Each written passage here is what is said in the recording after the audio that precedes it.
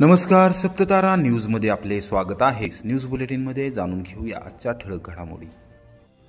मराठा समाजासाठी कैलासवासी अण्णासाहेब पाटील यांनी दिलेले योगदान कधीही विसरता येणार नाही।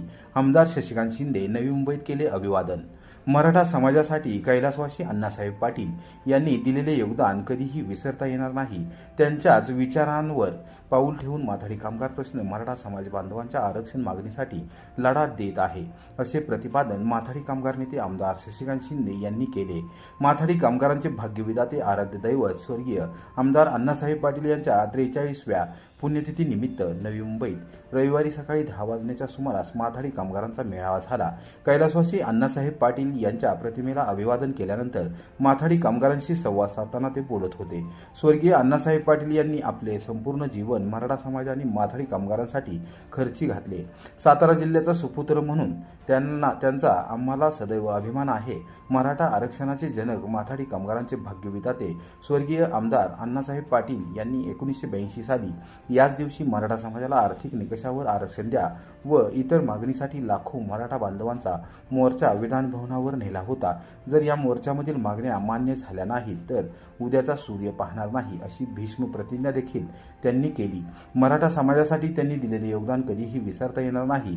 त्यांच्याच विचारांवर पाऊल ठेवून मी माथाडी कामगार प्रश्न मराठा समाज बांधवांच्या आरक्षण मागणीसाठी लढा देत आहे, असे त्यांनी स्पष्ट केले।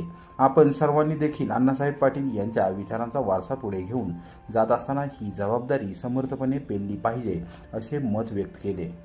अण्णासाहेब पाटील साहेबांकडे 2 ताकद होत्या। एक माथाडीची तर होतीच, पण दुसरी ताकद जी होती ती मराठा चळवळीची होती। ज्या चळवळीने राज्यामध्ये आज जे आंदोलन सुरू झालं त्याचा मूर्त पाया कोणी उभा केला असेल तर कैलासवासी आमदार अण्णासाहेब पाटील साहेबांनी केला आणि त्याचा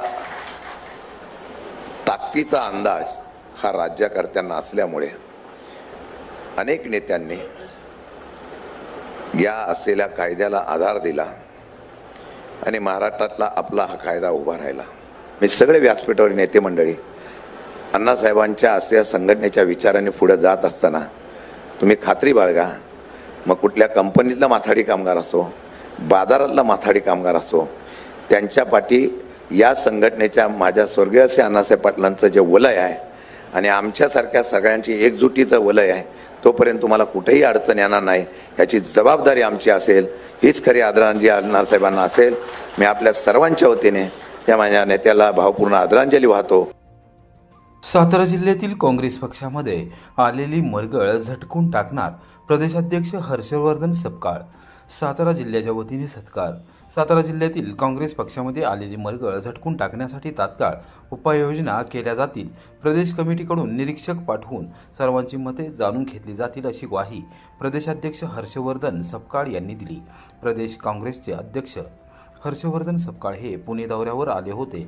रविवारी दुपारी 3 वाजता त्यांचा सातारा जिल्हा काँग्रेस कमिटीच्या वतीने माजी मुख्यमंत्री पृथ्वीराज चव्हाण यांनी सत्कार करून शुभेच्छा दिल्या।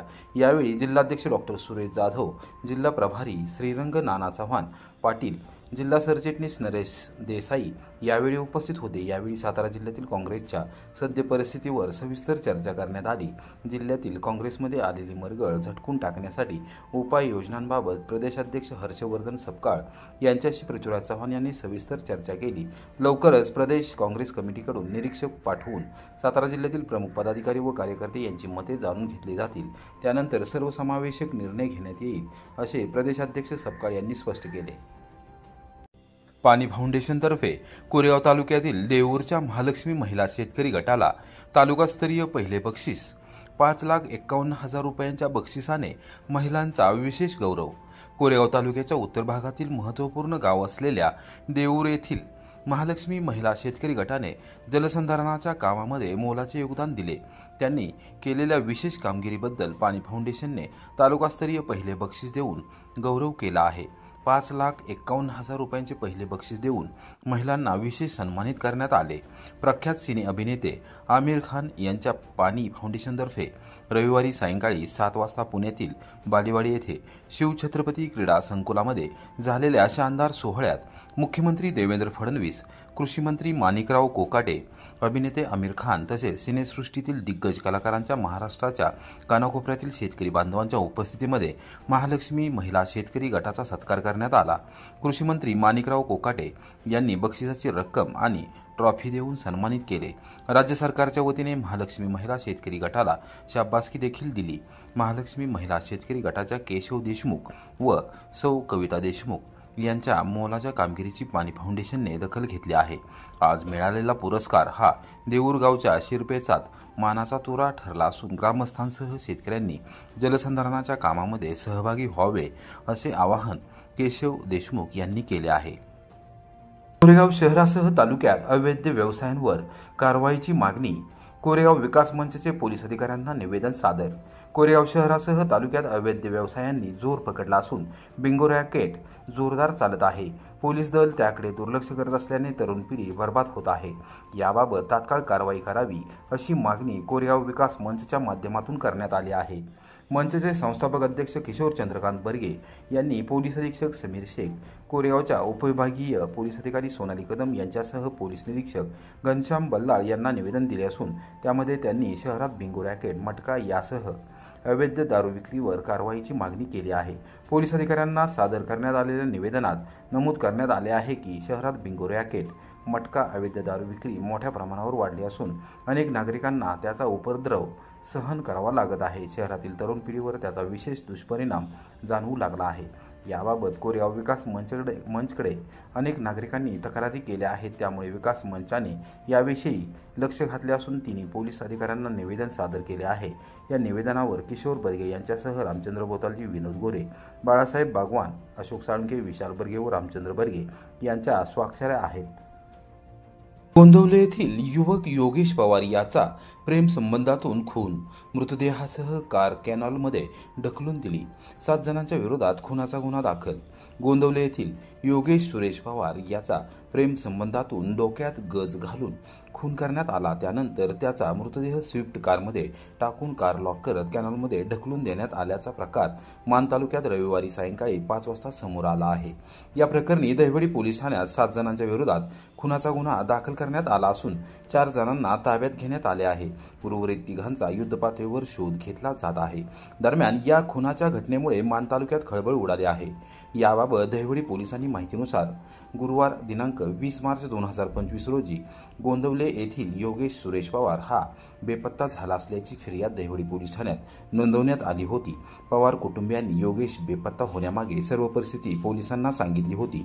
सहाय्यक पोलीस निरीक्षक दत्तात्रय दराडे यांनी बारकाईने अभ्यास केला आणि तातडीने योगेश पवार हा कुठे गायब झाला, त्याचे काय बरे वाईट झाले आहे का याचा शोध घेण्यासाठी पथक तयार केले आणि शोध मोहिमेवर रवाना केले। पोलिसांना सुरुवातीला काहीही धागेदोरे लागत नव्हते, मात्र पोलिसांनी तांत्रिक विश्लेषण केले। योगेश पवार याचे सर्वात शेवटचे मोबाईल लोकेशन मान तालुक्यातील नरवणे येथे असल्याचे स्पष्ट झाले। त्यानुसार तपास पथक नरवणे येथे दाखल झाले। तेथे मिळालेल्या गोपनीय माहितीच्या आधारे योगेश पवार याचे नरवणे येथील माहेरवाशीण असलेल्या रोशनी माने हिच्यासोबत प्रेमसंबंध असल्याची माहिती मिळाली। पोलिसांनी संशयित माहेरवाशिनीच्या घरी जाऊन चौकशी केली असता ती तिथे आढळून आली नाही। नरवणे येथे योगेश पवार याचे बरे वाईट झाले असल्याच्या निष्कर्षापर्यंत पोलीस पोहोचले। योगेश पवार याचा घातपात झाला असल्याचे समोर ठेवत दहिवडी पोलिसांनी तपासाची सूत्रे गतिमान केली। त्यामध्ये योगेश पवार याचा खून झाल्याचे निष्पन्न झाले। खुनातील संशयित आरोपी बारामती आणि मुंबई येथून लपून बसले असल्याची माहिती पोलिसांना मिळाली। त्यापैकी प्रथमेश आणि अखिल विश्वकर्मा या दोघांना शिताबीने बारामतीमधून ताब्यात घेतले। त्यांच्याकडे कसून चौकशी केल्यानंतर त्यांनी लोखंडी गजाने योगेश पवार याचा खून केल्याची कबुली दिली। त्यानंतर उर्वरित संशयितांची नावे त्यांनी सांगितली। संशयितांपैकी नरवणे गावची माहेरवाशीण रोशनी माने आणि तिची आई पार्वती माने या दोघींना मुंबईतून तातडीने ताब्यात घेण्यात आले। त्यांच्याकडे चौकशी केली असता त्यांनी देखील खुनाची कबुली दिली।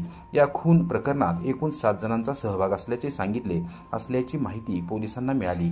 योगेश पवार याचा खून केल्यानंतर संशयित आरोपींनी त्याचा मृतदेह स्विफ्ट कारमध्ये ठेवला, कार लॉक केली आणि सोलापूर जिल्ह्यातील नातेपुते परिसरात पाण्याच्या कॅनॉलमध्ये ढकलून टाकली। अत्यंत थंड डोक्याने खून केल्यानंतर मृतदेहाची विल्हेवाट लावण्याचा प्रकार पोलिसांच्या समोर आल्यानंतर त्यांनी पोलिसांनी सूत्रे हलवली. माळशिरस तालुक्यात नातेपुते परिसरात पोलिसांनी राबवलेल्या शोध मोहिमेत स्विफ्ट कार फडतरीला जाणाऱ्या रोडवरील कॅनलमध्ये आढळून आली. भल्या मोठ्या क्रेनच्या सहाय्याने स्विफ्ट कार बाहेर काढण्यात आली. योगेश पवार याचा मृतदेह देखील बाहेर काढण्यात आला. नातेपुते पोलीस ठाण्यात आकस्मिक मृत्यूची नोंद करण्यात आली आहे. योगेश पवार याचा मोठा भाऊ तेजस पवार याने दिलेल्या फिर्यादीवरून 7 जणांच्या विरोधात खुनाचा गुन्हा दाखल करण्यात आला आहे. 7 पैकी 4 जण देवडी पोलिसांच्या ताब्यात असून तिघांचा शोध सुरू आहे. सहाय्यक पोलीस निरीक्षक दत्तात्रय दराडे तपास करत आहेत.